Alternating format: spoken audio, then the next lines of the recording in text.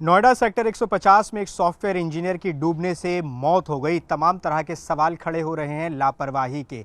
इस वक्त news 18 India पर उस हादसे की सबसे बड़ी गवाही मौजूद है। वो शख्स जिसने सबसे पहले 112 नंबर पर कॉल किया, वो शख्स जो वहां पर मौजूद था, क्या कुछ हुआ था, किस तरह से कितनी देर में वहां पर फायर ब्रिगेड पहुंची, पुलिस कितनी देर में पहुंची और उस वक्त क्या चल रहा था।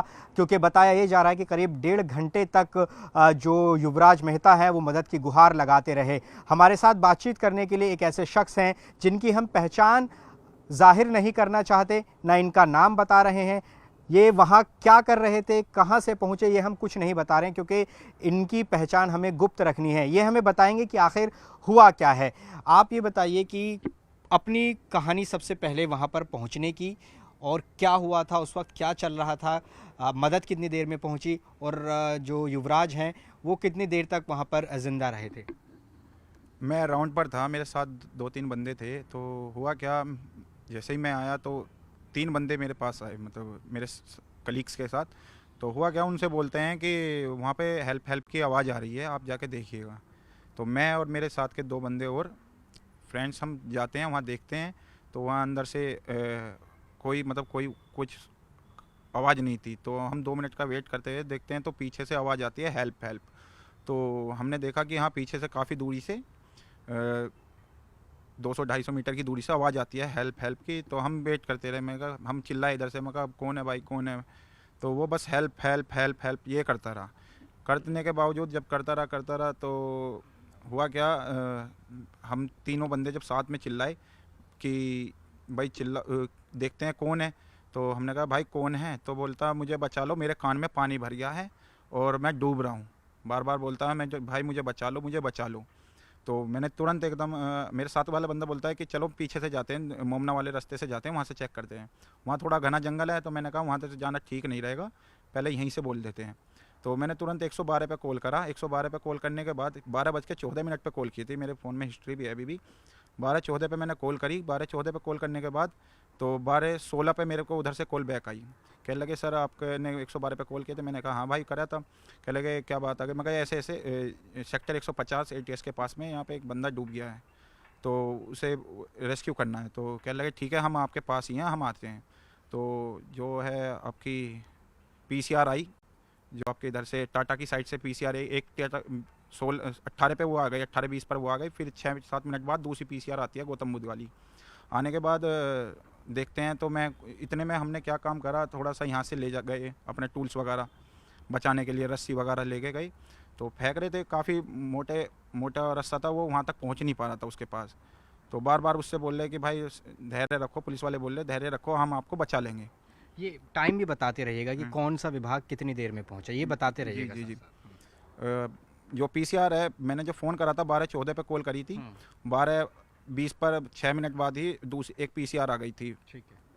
तो 12:20 पे आने के बाद 7-8 मिनट बाद एक PCR और आती है गौतम बुद्ध वाली। दोनों PCR आने के बाद उसमें 10-12 पुलिस वाले थे दोनों को मिलाकर। तो होने के बाद वो करते रहे, मतलब देखते हैं कि चलो बचाते हैं। मैंने कहा भाई ऐसे नहीं बचेगा, वो थोड़ा सा काफ़ी दूर है, नो रस्सा लेके आओ। पहले तो पुलिस वालों ने खुद नहीं सोचा कि ऐसे फेंको ये फेंको, उनके पास रस्सा वगैरह कुछ नहीं था। तो मैंने अपने इधर से अपनी साइड से रस्सा लेके गया, मैंने उसे फेंका। काफ़ी मोटा रस्सा था, वो उसके पास तक नहीं जा रहा था। कुछ टाइम बाद उसके पापा भी आ गए थे, जो युवराज हैं उनके पापा। आने के बाद होता क्या है, देखते हैं कि मैंने बोला उनके पापा से, मैं कहा ऐसे ऐसे हमने पुलिस वाले को फ़ोन करा। कह लगे ठीक है दी, मैं ऐसे ऐसे, बहुत बहुत धन्यवाद आपका। जब हो गया तो 1.5 घंटे बाद फिर फायर ब्रिगेड वाली आती है। 1 से 1.5 घंटा लग गया था उसको आने में। तो आने के बाद उस बीच में अपना इन्होंने हाइड्रा बुलाया था बूम आगे करने के लिए, तो वो वहाँ तक नहीं जा रहा था। पुलिस वालों ने फिर उसके अंदर सीढ़ी वगैरह उतारी, फायर ब्रिगेड वाली। वो उतरते हैं तो बोलते हैं ठंडा पानी है, नहीं जा पाएंगे। उसमें एक पुलिस ये वाले किसने बोला कि ठंडा पानी नहीं जा पाएगा? पुलिस वाले थे, उनमें जो पीछे जो एक काले से सांवले से थे, नाम तो मैं नहीं जानता, उनकी हल्की हल्की मूछें थी। जैसे वो उतर रहे थे तो उन्होंने कह रहे पानी ठंडा है, इसमें नहीं जा पाएंगे, सरिया है। तो मतलब वही जाने से वही रोक रहे थे आगे, कि आप मतलब अगर कोई उतरने के लिए बोल भी रहा था तो वो बोल रहे थे कि नहीं आगे मत ना जाओ, तुम पीछे रहो। तो उसमें बोले किसको, आपको तैरना किसको आता? उन्होंने पुलिस वालों ने भी पूछा था, ये बोल रहे हैं ना कि पुलिस वालों ने ये भी पूछा था तैरना किस पे आता है, किसी को वहाँ नहीं आ रहा था। तो सुल्तान जो थे वो उतर रहे थे, 6 फीट से ऊपर हाइट थी, गोरे से थे, वो पुलिस में थे। वो उतर भी रहे थे तो वो जा नहीं पा रहे थे आगे तक। तो जब 20 मीटर दूरी पर वो जो युवराज हैं वो आ गए थे, तो रस्सा फेंका भी उनके पास तक नहीं जा रहा था। जाने के बाद फिर वो सहज कोहरे में धुंध में खोते चले गए। उनके फ़ोन की बस लाइट ही लाइट दिख रही थी, फिर कुछ नहीं हुआ। और बड़ी वाली जो फायर ब्रिगेड की जो गाड़ी आती है जो बिल्डिंग से रेस्क्यू करती है बंदों को, उनकी 1.5 घंटे में 1 घंटे में उसका बूम वगैरह आगे को खुलने में लग गए। कुल मिला के ये रहा था कि उनकी कॉल मेरे पे बरकरार आ रही थी पुलिस वालों की, और उधर से 112 पे कॉल जैसे मैंने की थी कि हम आपको मतलब आपको एम्बुलेंस की ज़रूरत है। मैंने कहा भेजो तो सही, पहले ये लड़का तो बचा ही नहीं है, जल्दी भेजो, मतलब लड़का भी पानी में है। बार बार बोल रहे हैं कि भेजो भेजो। तो उनकी कॉल आई, एम्बुलेंस भी आ गई थी टाइम पर भी, फिर भी पर जब तक बच्चा निकल नहीं पाया पानी से। फायर विभाग की टीम कितनी देर में पहुंची थी और उस वक्त फायर विभाग की टीम के लोग क्या कर रहे थे? पुलिस का क्या वहाँ पर, पुलिस कर्मी जो थे वहाँ पर क्या कर रहे थे, क्या गतिविधि वो उस वक्त चल रही थी? और पुलिस के जो इक्विपमेंट्स हैं, ये कहा जा रहा है कि वो भी सही तरीके से काम नहीं कर पा रहे थे।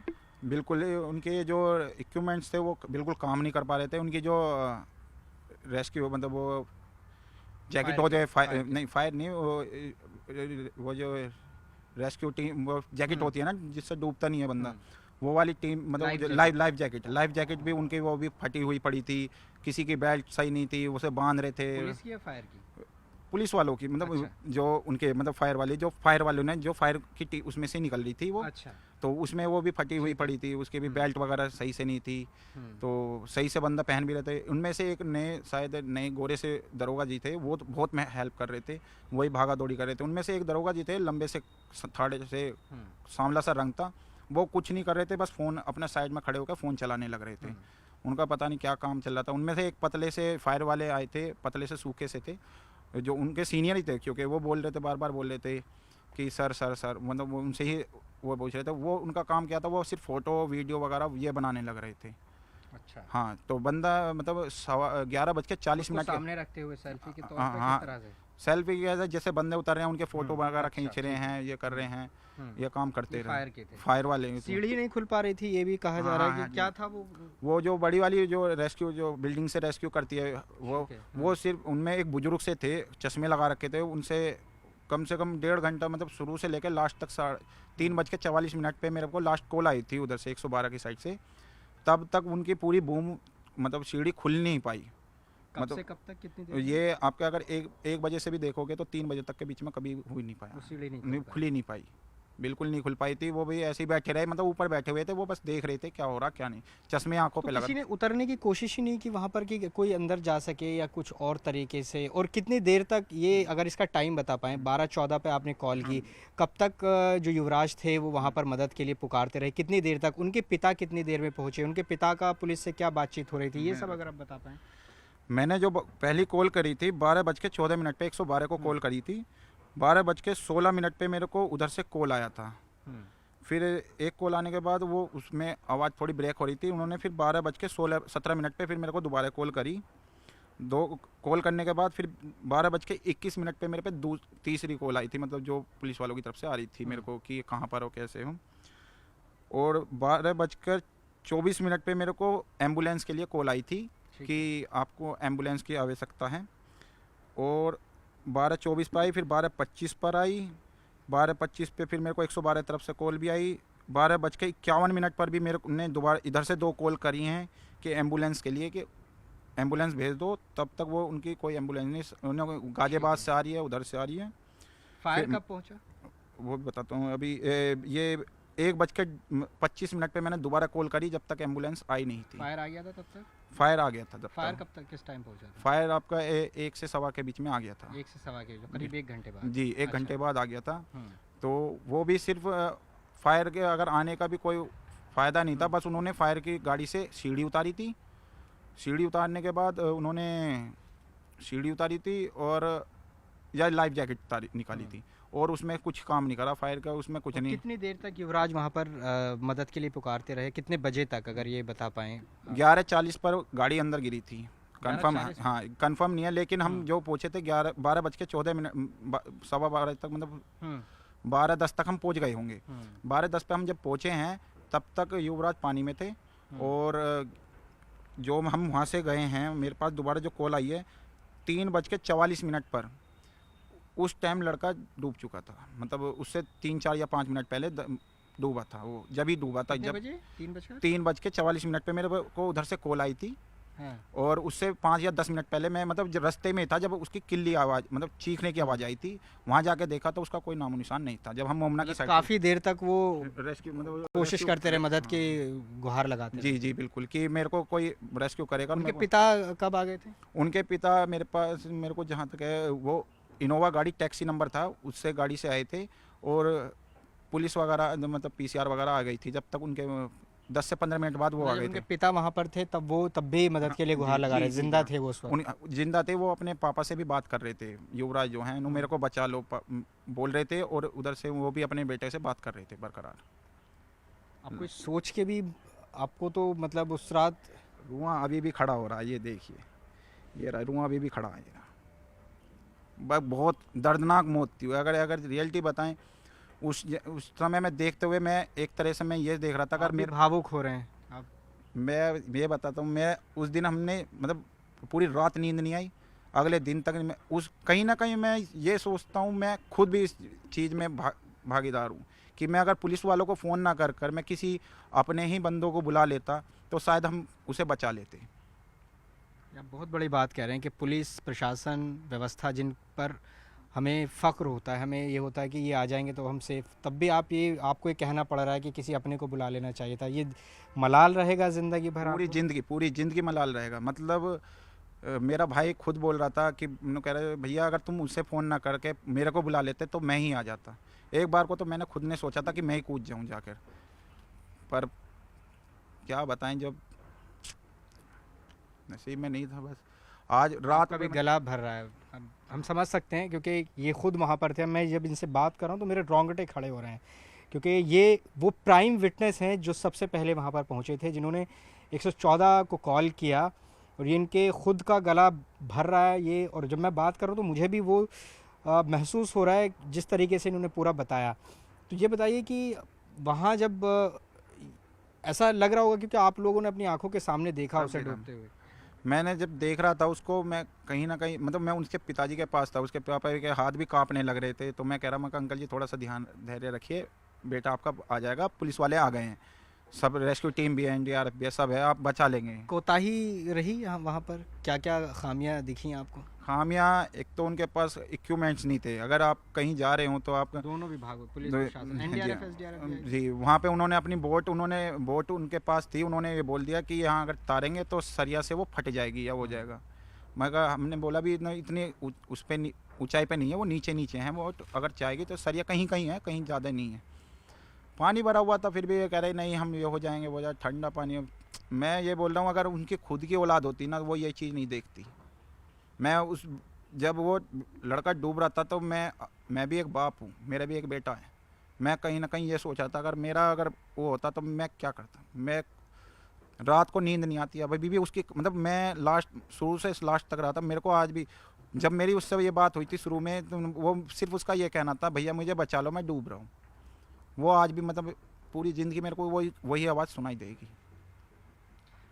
मैं इनसे बात कर रहा हूँ तो इनके आंखों में आंसू हैं, इनका चेहरा हम नहीं दिखा सकते हैं, इनके होठ कपकपा रहे हैं बताते हुए।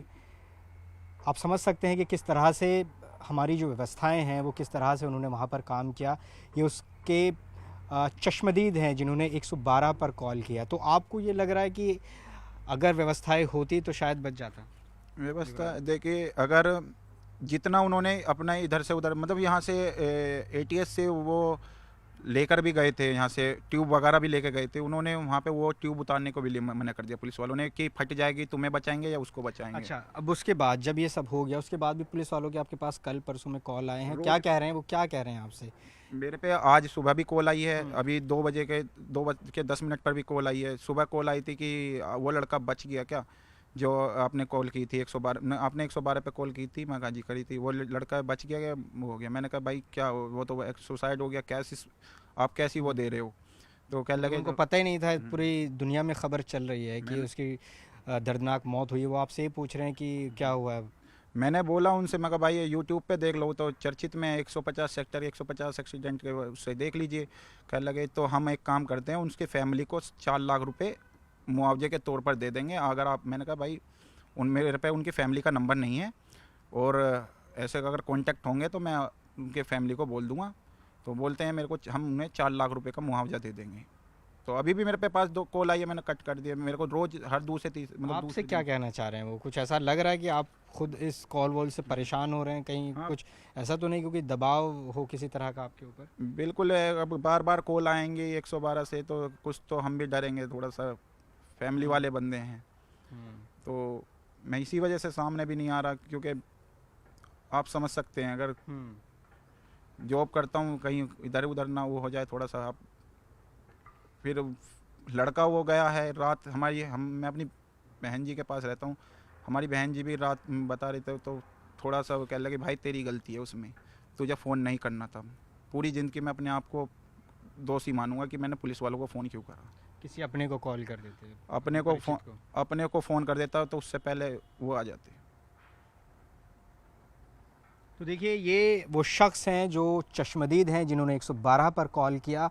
सिलसिलेवार ढंग से टाइमलाइन के साथ बता रहे हैं कि कब कॉल किया, कब कौन पहुंचा और उस वक्त वहां पर क्या हो रहा था और किस तरह पुलिस, फायर विभाग और अन्य संबंधित एजेंसी जो वहां पर थी उनकी मदद किस तरह से दी जा रही थी। इन तमाम चीज़ों के बारे में बताया और ये मान रहे हैं कि रेस्क्यू ऑपरेशन के दौरान कई तरह की खामियां वहां पर दिखाई दी, जो कि उन्होंने बताया कि पानी में उतरने से डर रहे थे, लाइफ जैकेट ख़राब थी।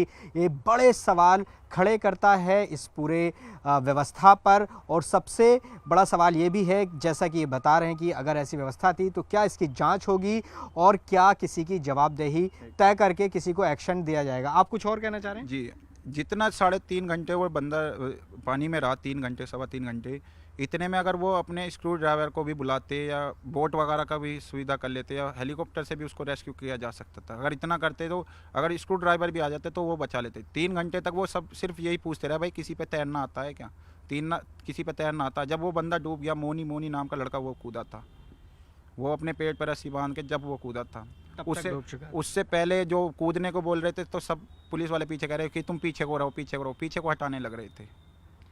तो देखिए ये बता रहे हैं कि किस तरह से उस वक्त की स्थिति थी और सिलसिलेवार ढंग से इन्होंने बताया क्या खामियां उस वक्त रहीं। तो ऐसे में बड़े सवाल हैं जो ये बता रहे हैं कि क्या इस पर एक्शन क्या लिया जाएगा। जो रेस्क्यू ऑपरेशन के दौरान जो इक्विपमेंट्स थे, जो व्यवस्था थी वो नाकाफ़ी थी, उसमें कई तरह की खामी थी। तो सवाल यही है कि इस पर क्या एक्शन लिया जाएगा। कैमरा पर्सन रंजन चंद्रा के साथ जावेद मंसूरी, न्यूज़ 18 इंडिया, नोएडा।